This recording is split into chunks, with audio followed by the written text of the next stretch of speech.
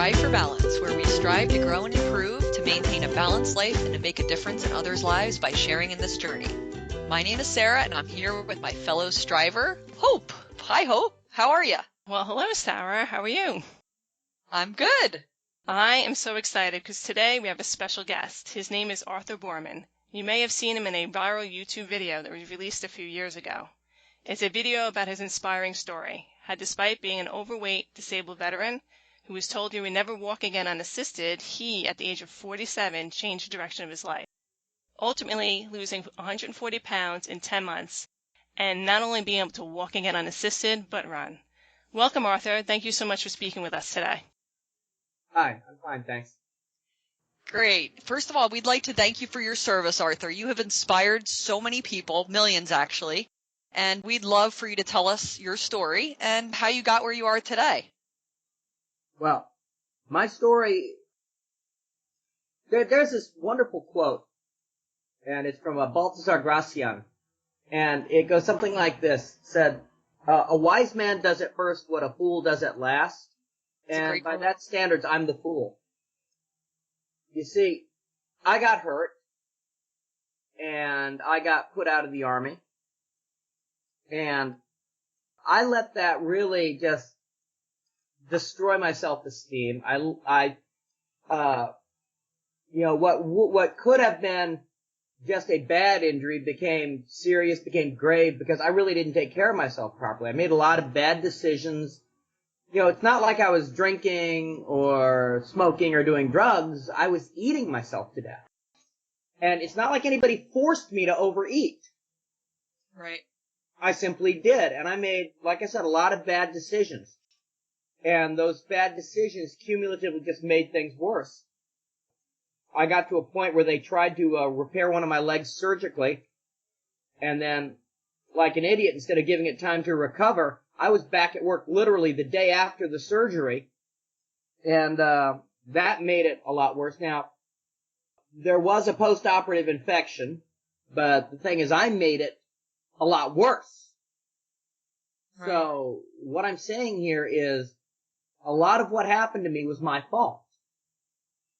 Okay? Okay. If I'm a victim of anybody, it's me. The other things that happened were circumstance. You know, circumstances that I could not control, but still I reacted to it badly. You know, we have the freedom of how we're gonna think about things. And I chose at that time to just go the wrong way. You know, I thought, you know, it doesn't really matter, but, I kind of gave up. Yeah. And I ended up gaining so much weight that they said, you know, it's not going to get better. You're not going to be able to get around on your own. The weight actually made, you know, my weight actually made my injuries a lot worse. Sure. You know, it got to the point where it was seriously jeopardizing my health. I was actually, you know, told, you know, not going to be able to walk on your own. You know, it's like, there were just so many things wrong with me. What do you think your catalyst was? And what kept you going? Well, at that point in my life, it was resignation. I didn't care anymore. I was simply going through the motions every day. Now, it got to a point where I was just in huge amounts of pain. I could not sleep through the night. I started looking for something. I wasn't looking for something to heal me, or for something to help me lose weight, or for something to help me walk again. I was looking for something that would help me sleep through the night. Something that would help me to deal with my pain. And decades earlier, I'd had a brief experience with yoga, and I knew that it made my back feel better. And my back was what was giving me the most problem at the time. You know, my lower lumbar vertebra. Mm-hmm. Just in agony. And, you know, I turned to yoga looking for that. And, I couldn't find a yoga teacher. Wow. What do you mean you couldn't find one? No one would work with me. They turned you away? Yes. Wow. I actually went to a couple of different studios in my area. And one of them, I actually had a discussion with the lady at the desk. And it's like, I wanted to pay for just, walk-in class. And no. Wow. Well, why? Well, you might get hurt. I said, I'll sign a waiver because, I know that's how those places operate. You sign waivers when you join a gym of any kind. And, one thing led to another. And finally she said, look, we don't have anybody who can work with you. We do not have anyone who knows how to work with someone, like you, who can't walk, who's that big, who's, and that kind of put me into a bad place. How discouraging. Yeah. And, what ended up happening was I ended up going on the internet and I just started searching. When you're on the internet, you start searching, you just throw in different combinations of terms and. Right. We all are guilty of that. Yeah. So I typed in yoga and broken back. Now, is your back broken? By the mildest definition, yes. Wow. I have several fractured vertebrae. So, by that definition, yes, my back is broken. But, like I said, it's, don't make it sound worse than it is. Like I said, if I don't want people to think of me as a victim. I can't afford to think of myself as a victim. I can't afford, even now, to entertain that thought for a minute. Okay? That's part of me keeping me on the straight and narrow. Is not allowing myself to give anyone else responsibility for my condition. I have to be responsible for my health. Yes, I go to see doctors. Yes, I go to see a chiropractor. Yes, I take my meds.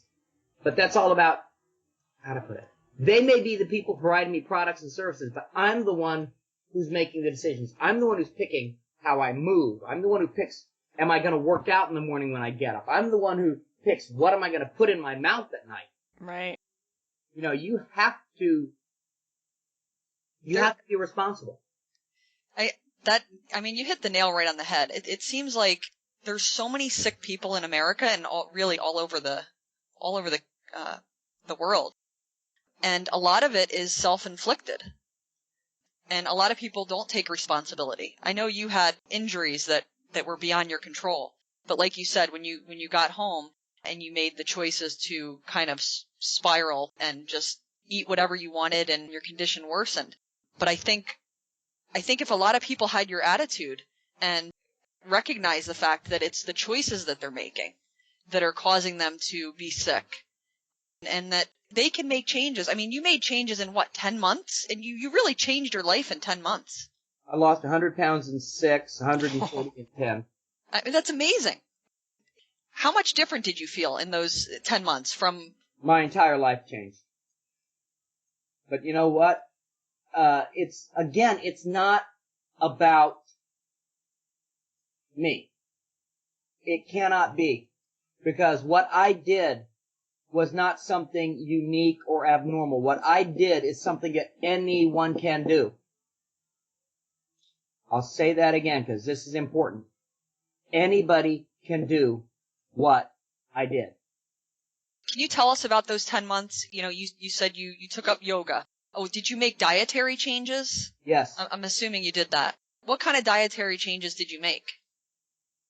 Well, I threw out all the crap that I shouldn't eat anymore. I processed. Kind of like an alcoholic. There's a difference, but it's a flawed analogy, but bear with me for a moment. An alcoholic doesn't want to have liquor in the house. So I got rid of all the junk food and all the crap that I shouldn't eat anymore. I didn't want it in the house, so I surrounded myself with healthy foods. I limited my snacks. I eliminated certain, fried foods. I eliminated a huge amount of the bread products. I didn't realize it, but in a way I had reduced the gluten out of my diet, although I didn't understand the concept at the time. But I got rid of most of the breads. Mm-hmm. And I went over to Tinchiata pasta, which is a gluten-free pasta. I didn't realize it at the time. Mm-hmm. But I was just told that it was a healthier brand. It was only afterwards when I analyzed it that I realized that I had reduced my gluten content. And I'm using the word reduced because I don't believe it's possible for an American to eliminate gluten. No, it's very difficult. Yeah, it's in vitamins. believe it or not, it's in certain forms of lip balm. It's in some forms of gelatin caplets that they put meds in. Mm-hmm. Wow. You know, it's even in some lick and stick kinds of glue. You know, like some envelopes are made with gluten in the glue. Yep. It's all over the place. Like I said, I don't believe it's possible to eliminate it completely. But I think if you reduce it, that's probably the best a reasonable person can hope for. But doing that had an impact. Limiting just portion control, the amount I eat, had a lot to do with it. But I had come to a conclusion that I could not accept. So I had to change. And that was that when I stuffed myself, when I would sit down and eat an entire pizza and a quart of ice cream and a 2-liter bottle of soda and a bag of chips and then stop on the way home and get more, that I was communicating to my kids that I cared more about that food than I cared about the years that I wasn't going to be able to spend with them. So that was your why. That was a big part of it. I suddenly realized that if I didn't change what I was doing, I was going to leave it wasn't enough of me dying. I'd stopped caring about that. Wow. But it was about leaving my wife and my boys. You know, there was a time when I had given up and my prayer was, don't let me die at the wheel of a car and don't let me die in front of my students. I'm a school teacher. Oh. I teach special education. And one time I'd actually passed out in front of a class full of special needs kids. Oh, man. Yeah. And I used to pray that I didn't die in front of them. And I used to pray that I didn't die behind the wheel of a car and hurt somebody. When your prayer at night is that you die asleep in bed, that's really selfish because that means your wife is going to wake up next to a corpse. I didn't even think about that. So do you remember at the point where you made this decision to this isn't? I was talking with someone who was to become my mentor and my friend, a guy named Dallas Page. I don't know if you've heard of him. He was a professional wrestler, and he became my yoga teacher. And he's the guy who keeps me honest, if you know what I'm saying. We all need that, right? We do. After everything I have gone through and everything I have accomplished, I still need somebody to hold me accountable. We're people, and we have an incredible capability to delude ourselves. Yeah, we look for the loophole. Yeah. Mm-hmm. Find excuses. We rationalize. Boy, do we rationalize. Sometimes I think instead of rational man, we should be called rationalizing man. Well, because we do. We come up with excuses for everything. So right. What was it that he said to you that just sparked it? That I was telling my wife that I cared more about my food than I cared about her. Ouch. And that I was telling my kids that I cared more about my food, that I cared more about stuffing my face than about the years that I wouldn't be able to spend with them. He reframed the whole argument. He made it so it was no longer about me. It was no longer, Arthur and his pity party. It was Arthur who is not being a responsible father. Arthur who is not being a good husband. Yeah, and I can be a lot of things. Okay? But I'll be damned if I'm not gonna take care of my wife and my kids. An obvious statement, if I'm dead, how am I gonna do that? Right. Now, when I, the doctors had told me pretty much not gonna get better, and that had given me a lot of freedom, in a way. It meant I didn't have to worry about it anymore. It wasn't my fault. Right.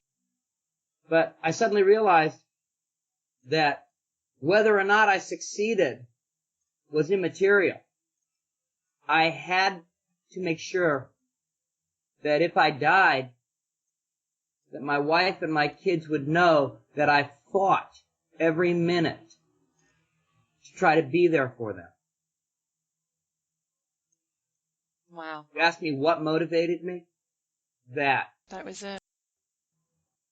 So And when you were in that dark place, you probably had a lot of guilt during that time. yeah, a lot of guilt, a lot of self-loathing. I see a lot of people in situations where I do think they feel that it's hopeless. A lot of the people I know, it's a mix between medical problems and also, obesity. And I think obesity is causing a lot of the issues. But I think just watching your video, I mean, I think that your video alone inspires a lot of people, that your story. And it makes me want to show everybody that video and say, if Arthur can do it, a lot of people can do it. My video is a good example of what's wrong with media. Because it shows me falling down only a couple of times. Believe me, I fell down a lot more than that. And it shows me getting back up real fast, or being very positive even after I fall. There were a lot of times when I would fall, especially when it would hurt a lot. And sometimes I'd just lay there and cry. Mm. There were times when I'd sit there and I'd be so angry I'd pound on the floor, wondering, what am I doing? And there were times when I berated myself and had a whole bunch of negative self-talk. But I had to get past it. And you see, you don't see that in 7 or 8 minutes.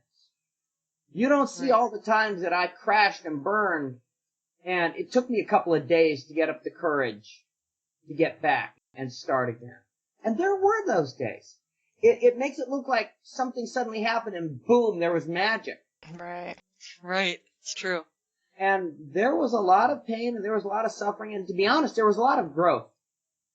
A lot of maturing. I thought of myself as a mature person. I mean, I'm a father, I'm a teacher, I'm a respected member of my community. I think of myself as a mature person, but the reality is, mature is a very relative term. In a lot of ways, I was acting like a little kid. Well, doesn't matter. Doesn't care. I give up. And I had. And it took me a while to undo those bad habits. And it took a lot of work. And it took, Dallas was there for me. There weren't a lot of people who were there for me. One of my doctors actually looked at me one time and said, "It won't last." Nice. Oh, my goodness. Wow. I had a neurologist who was a real prince, but we're not going to go there. I'd be getting rid of him real quick. Yeah. What's really funny, my oncologist right now, he's hilarious. He and I get along great because he makes a joke out of it. You walk in, you're not dead yet, It's very funny. But, the whole thing is, you have to frame it positively. And once you start doing it, you start building up some forward momentum. You start becoming a more positive person. And part of that positivity has to be accepting responsibility. I came to a realization. I met a guy, who really framed it for me. And he said that people do what they want to do. Now, they may or may not want to accept the consequences of that, but we do. And if you're not moving in the direction of those things that you want to do, if you're not moving in the direction of your dreams, and you're just frittering away your effort, whether it's a pizza, a beer, or a doobie, it's the same thing. And actually, the pizza's a little worse because you can stop drinking and you can stop smoking. But you can't stop eating. You can't stop eating. You can learn how to eat right. You can learn how to eat right. And that's not even that complicated. There is very little I know about nutrition that you cannot find in a high school health textbook. Yeah, I think many people know. They know. you know? I said that to a bunch of people. Say, well, how do you know what's good and what's bad to eat? I said, go to a used bookstore and get a health textbook. They all have big, huge sections on nutrition and on portion control. Yeah, that's true. It seems like our supermarkets are filled with so many products now. But I think if you just think simple and try to eat the real thing, then... Here's the thing. You want to eat simple foods as fresh as possible in reasonable quantities. No, that's a recipe right there. Done. That's it. Exactly. Simple food, reasonable quantities, as fresh as possible. I mean, oh my God, a candy bar. Have you actually read the label on it? You're better off eating the bag. You have to, I mean, I love bananas and I like raw nuts. And I'm a big fan of celery. And, celery has helped me out immensely because if I have celery, I don't need potato chips or taco chips or any other. Still have the crunch too. There's my crunch. Gotta have my crunch. I bet your taste buds changed after a while too. You learn how to eat well and how to take care of yourself while doing so. But it's not like it's any kind of secret. Yes, one of the things I think that's neat about yoga is you learn to listen to your body.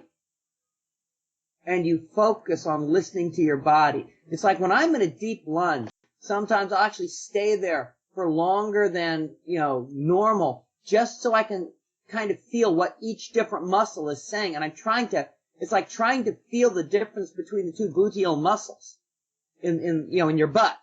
You got two of them on each side. And it's like trying to feel the difference between medius and maximus. Or when you're bringing your legs together, trying to feel the difference between the two adductors on each leg.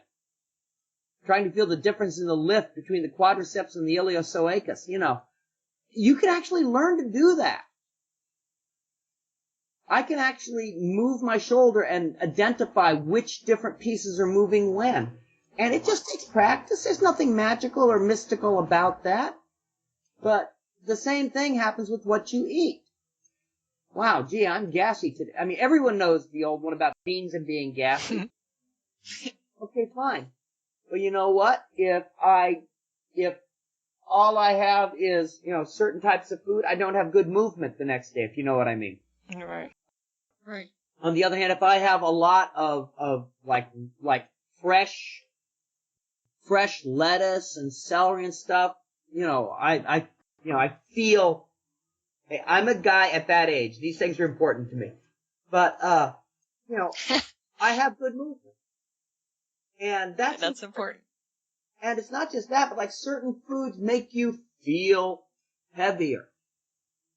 Certain foods make you feel lighter. And learning how what you eat affects you, and different people are different ways. I do not eat meat. That is nothing to do with me saying nobody should eat meat. It just says me, Arthur, should not eat meat. Because I have experimented, if you will, with my own body, and my own body does better without meat. I don't need it. Other people, if they don't get, my wife is a great example.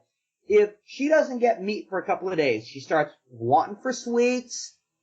She gets extra sweaty. She starts showing all the classic signs of a protein deficiency. Her body, she's healthy, good old Germanic stock. She needs meat to get that protein.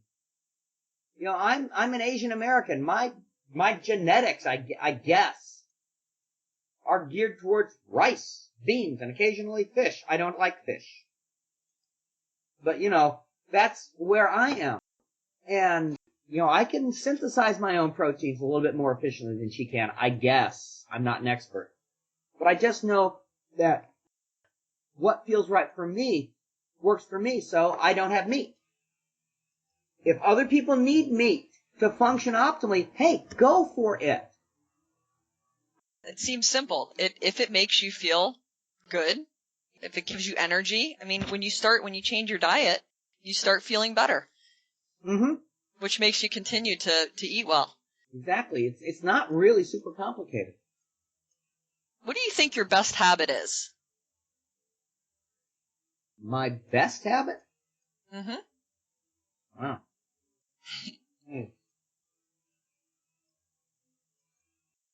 Well, this has nothing to do with health, but I try to make it a point to tell my wife and my kids every day that I love them. Oh, that's an awesome one. Oh. It's a great habit. Yeah, it's not a health issue. It's just I got into this habit a long time ago when I wasn't sure if I was gonna, how long I was gonna be around. And when I realized that, I came to realization that despite all of my efforts, despite my fight, that I might not win, and I decided that I wanted to make sure that they knew. So when I would leave in the morning, I would, just make sure they knew. Like I said, please don't expect anything deep or profound. I don't got deep and profound. I'm just a guy. Just listening to you, you're very motivational. Okay, so we talked about your best habit. What about, do you have a bad habit that you'd like to share? Tons of bad habits. That you still have? Yeah. When things go wrong, I don't just blame myself. I prosecute and pillory myself. And it's like, wow, I have a lot of negative self-talk that I have to get past. Okay. I rationalize sometimes. And we all do that. Again, everyone has bad habits. And, again, they don't make us unique, bad, or good. They're just stuff we have to deal with. Yeah, it seems like Hope and I, and one of the reasons we have started this is, we're always thinking of ways to improve. We're both moms of 3 kids, and we're always talking about how can we do it better. It's an ongoing process for most humans, I think. Yeah. Well, life is an ongoing process. We've all got those problems we have to deal with. We've all got the things we have to work on, the pluses, the minuses, whatever you want to call it. So Arthur, what's working for me today? Yeah. So what challenges, if any, are you experiencing now? Oh, goodness. I could answer that in a bunch of different ways. I'm a school teacher. I'm a special educator, so I'm dealing with the whole Common Core transition. Oh, boy. Like anybody else, I'm dealing with the economy. I'm dealing with gas that costs too much. As a child, I remember 10-cent comic books and 3-cent gasoline. Now I'm living with $3 gasoline and $8 comic books in a few cases. Most of the time it's $3.99 to, $2.99, $3.50, $3.99, but. Wow. There are so many challenges. Physically, I banged out my shoulder a little while ago. Late last year, I tore an adductor. I had a 30-centimeter tear, almost a foot-long tear in my adductor. Did you do that doing yoga? No, I was going down the hallway, and there was a wet spot. I slipped on it, and I was trying to go to a safe spot for it, and then my foot caught on something and turned it the wrong way, and I ended up basically doing a full split without preparing for it. And, oh, wow. Yep, and I got a big, huge tear in the adductor, and there was some other stuff wrong with that as well. But, again, a lot of that was my fault. There are always challenges that we've got. None of us are ever done with all of our challenges. It's that old line, if you have no challenges, it means you're dead, True. Arthur, whose idea was it to document your progress? Mine. Oh, cool. But not for the reason you would think. The only reason I asked that is in the beginning of the video, I saw you look, and you're like, and I've done this look myself, you looked, and you're like, oh, Why is that camera on me? Like, that footage was an accident. oh, I'm like, oh, someone, convinced him to document this change. I just, was it the wife, the kids? What happened with that particular bit of footage at first, I mean, that was taken at a point in my life when I really wasn't too big on being photographed for all obvious reasons. And that was done on our first digital camera. And one of my sons had discovered that the camera had a motion picture capability as well as just stills. And he was experimenting with, that was Warren, my oldest, and he was experimenting with John, my youngest, to see if he could take movies with it. And I just happened to blunder through the footage. So that was where that first piece came from. But as I began to do yoga and I began to see some results, I went on the internet. I guess I was a very primitive form of a video blog. And I wanted people to see what I was doing so that if I started backsliding, they would call me on it. I was looking for something to hold me responsible. Accountability. Accountability. I'll be honest, I was not expecting any of this.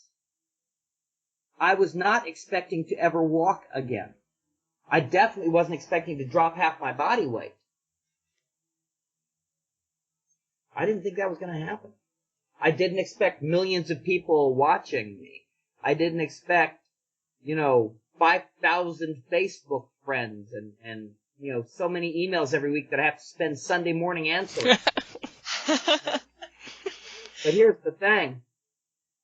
I feel sometimes like I have an obligation to these people to try and reach back to them because somebody helped me when I needed it.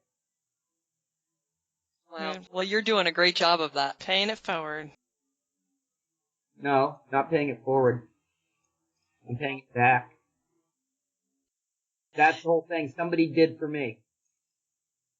See, paying it forward, that's an act of faith or an act of optimism. Paying it back is an admission of responsibility.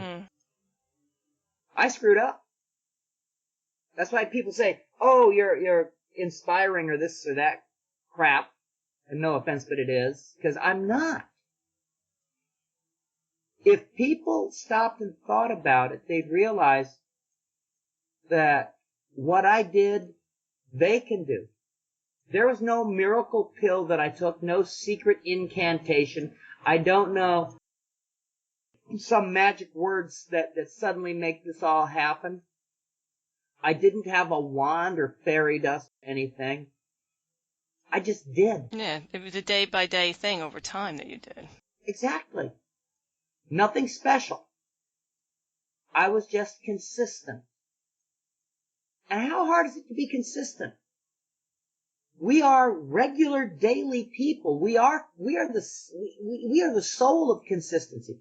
You find a guy taking care of his family, paying off his mortgage, and you know what? He gets up every morning, 5 days a week, gets up, brushes teeth, shave, get dressed, pack his lunch, goes to work, works his butt off all day, comes home, as tired as he is, spends some time with his wife and his kids, loves them, and he goes to bed and gets up the next day. All I had to do was add in, watch what you eat and work out. How hard is that? Wow. It's not. Yeah.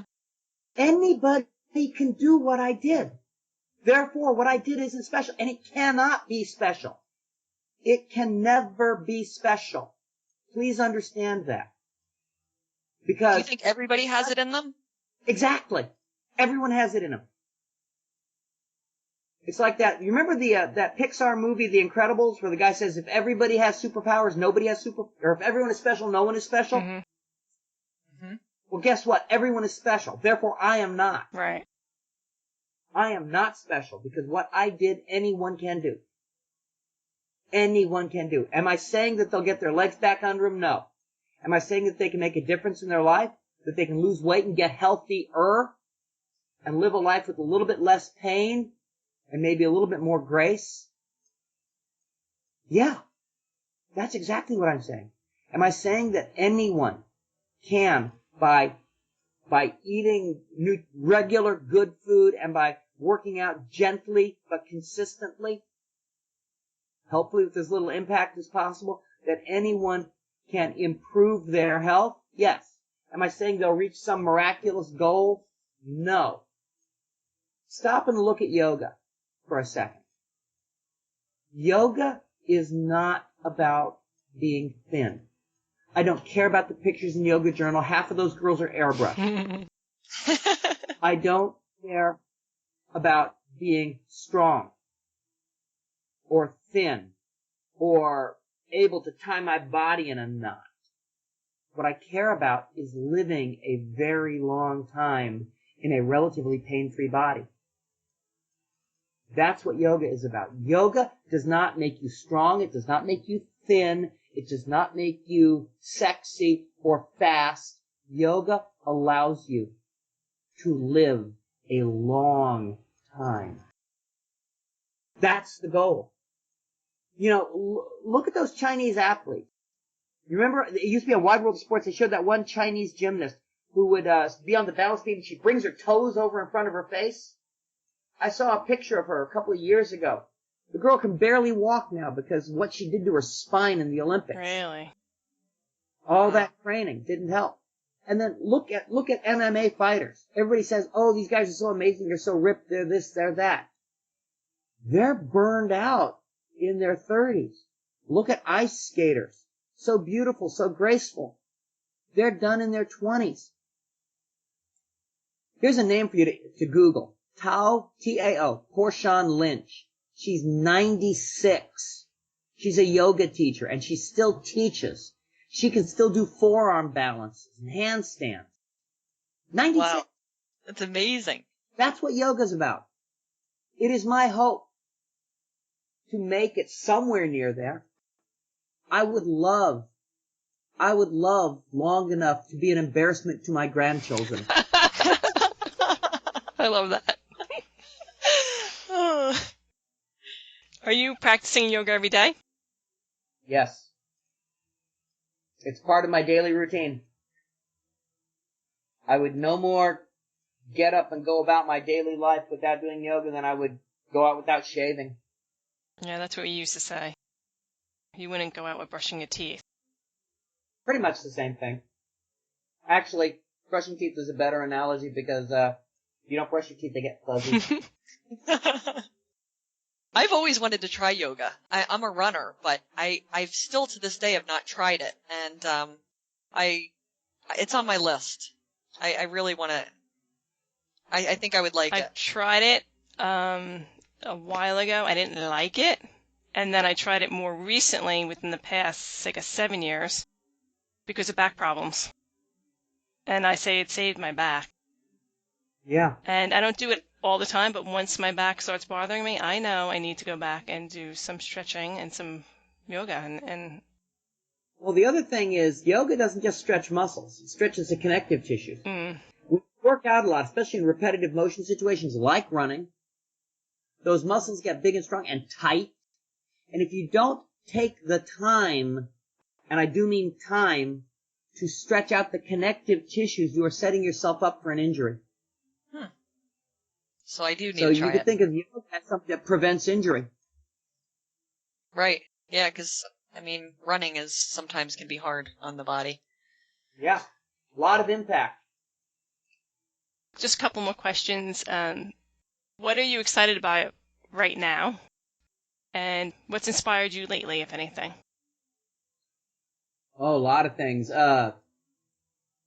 Exciting for me. Next week, next Monday, the 17th, the teachers go back to school, of which I am.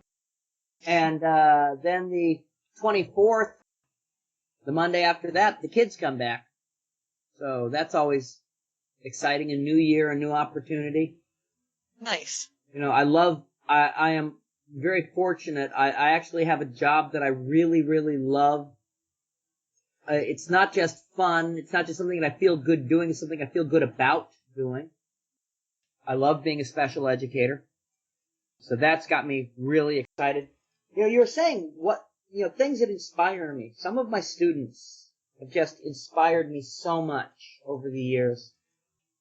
As a special educator, I work with people who have disabilities, and in some cases disabilities that in many ways are more severe than mine. I work with some wonderful kids, and in some ways I'm just in awe of them. It makes it not work when you love your job. Yeah, it does. I am fortunate. And even now, like I said, there's all this Common Core stuff going on and all the new changes, and teacher burnout is very high. And I'll be honest, I'd be lying if I say some days, I don't feel a little put upon, a little overworked and underappreciated. But, you have to hang on to the victories, and I've been lucky. I've had my fair share. There have been some days when you go home and something really sad happens and, you feel bad about it. But there are other days when you go home and you think, I really, really made a difference today. And that's awesome. You can't buy that feeling. No, you can't. Well, you've been making a difference in a lot of people's lives. You probably aren't even aware how much you have. So just to wrap up, we love quotes. We collect quotes, and you did share one in the beginning of the session. One of my new favorite quotes now is, just because I can't do it today doesn't mean I'm not going to be able to do it someday. And that was something that you had said in your video. So before we sign off, can you share with us a quote that you may have? A favorite of yours?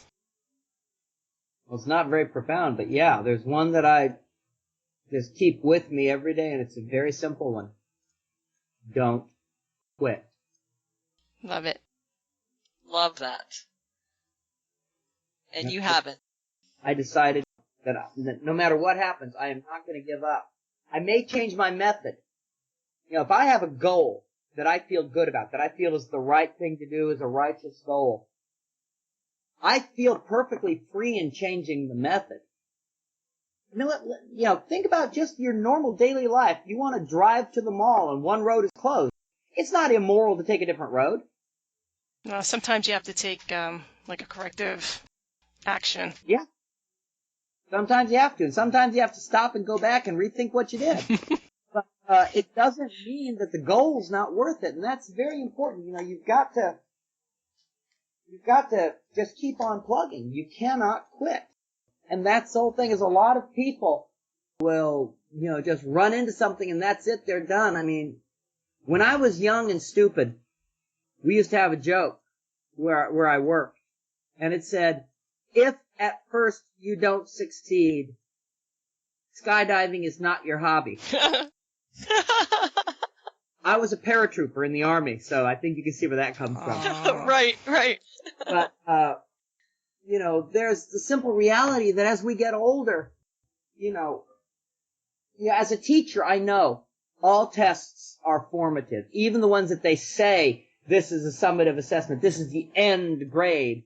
I know that all tests can be learning experiences. And I know that every day can be that learning experience. And I have to, for my students and for myself, I have to make sure that every day is a learning experience. When I go out and I do things, I try to look at the other people with me and say to myself, what can I learn from this person? And I don't do that judgmentally. I do that as saying, you and I know different things. Therefore, by definition, you know something that I don't know. What can I learn from watching you today, right here, right now? And that's really important. Whether I'm in a classroom watching another teacher, or whether I'm out working at something else, whether I'm watching I've got some friends who are Pilates teachers and friends who are yoga teachers. When I'm watching them, I've got a really good friend who's a spin teacher. He's a retired Marine, of all things, a retired Marine fighter pilot, and he's now a spin teacher. Wow. And I watch him teach sometimes, and I love watching how he motivates his students. And it's really, even though spin and yoga have very little in common, I'm trying to learn from how he motivates his students because he does such an incredible job of it. Wow. Yes, Matt, that's you. Don't know if you're hearing this. Yeah, we all do learn from each other. I think anybody you come in contact with, you can learn something from them. But I think it's important to go out there with that attitude, with the attitude of I am going to keep learning. And it's an openness attitude as well. Yeah, it is, because if you walk out there with the attitude of I am going to learn from this experience, then win or not win, you haven't lost. Yeah, you won anyway. Yeah, because you've profited from the experience. And that's important. Well, we really appreciate you talking with us today. And is there a way that you have a Facebook page, right? That we can, Yes, other people can follow you? I've got all of the friends on Facebook that they will let me have. Oh, really? There's a limit? Yeah, apparently 5,000 is the limit. So is there a page that can people join your page, or? I guess. I'm not really big on Facebook. I only use Facebook for one thing, and that's so people can have a place where they can email me. Okay. So if someone wanted to reach out to you, that's how they can do it. If somebody emails me now, I'll be honest, right now I'm about, I think I'm about 4 or 5 days behind. I sit down once a week and I just, spend a dedicated couple of hours just answering all of the different emails and messages that I get during the week. So I don't get on that every day. And this is pretty much from the YouTube video. From the YouTube video, from TV shows and stuff okay. that I've been on, and Do you get recognized in public now? sometimes, yeah. But I mean, it is what it is, and I mean, if something that I went through can help somebody else, then I feel kind of obligated to help. Because like I said, there were people who helped me when I needed it. So I don't really feel like I have the right not to pass it on. Right. I think you enjoy it too. Yeah. It seems like you're passionate about it. Well, when it can really help people, I am. Right. Sometimes, to be honest, it's a pain in the butt. When I'm opening up that email and somebody who wants me to endorse a product, it's like, delete. Someone wants you to talk to them for an hour late at night. Two crazy ladies. If I can help somebody, if this helps somebody, if somebody is listening to this and they sit there and say, well, you know what?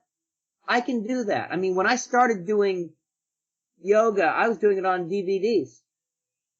My yoga teacher, Dallas Page, he could not come here to where I lived. He was in California at the time. He's in Georgia now. But at the time, I was just working out with his videos. And you know what? You can go to a library. Please don't tell me you don't have money, because you can go to a library and for free you can check out exercise videos. Yeah. It's true. You can go to a library and look up in a health textbook. I really recommend health textbooks for a reason. Number one, they're simply written. And number two, they're not pushing an agenda or a product. You buy this guy's diet book and he's selling his ideas.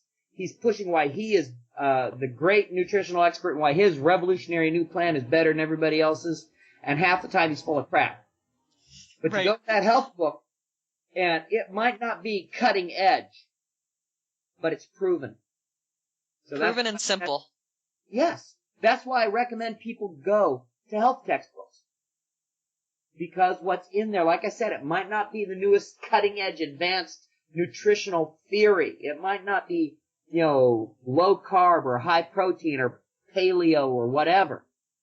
But it's been proven. And it's simple and it's usually doable.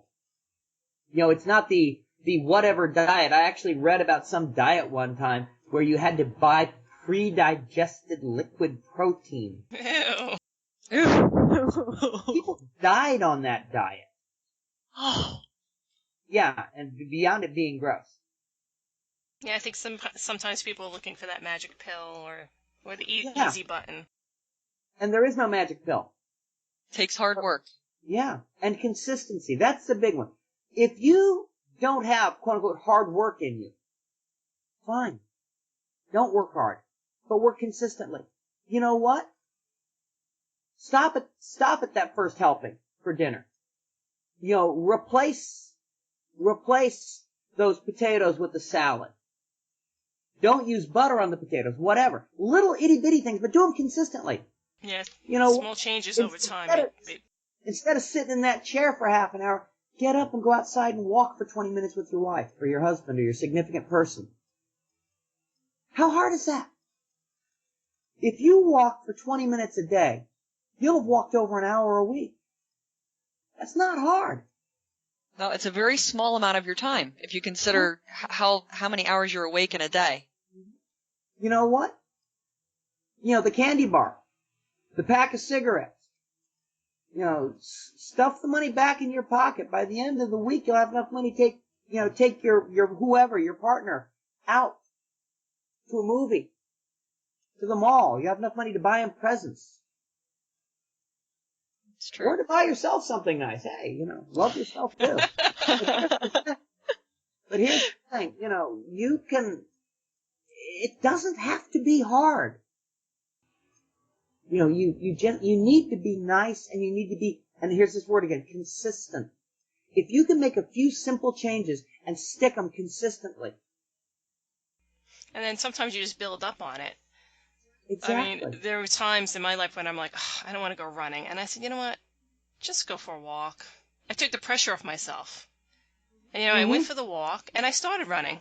And then, you know what? When I was feeling that feeling in my chest, I stopped. And I started walking again. And once I took that pressure off, and I built up, and then I just started running again.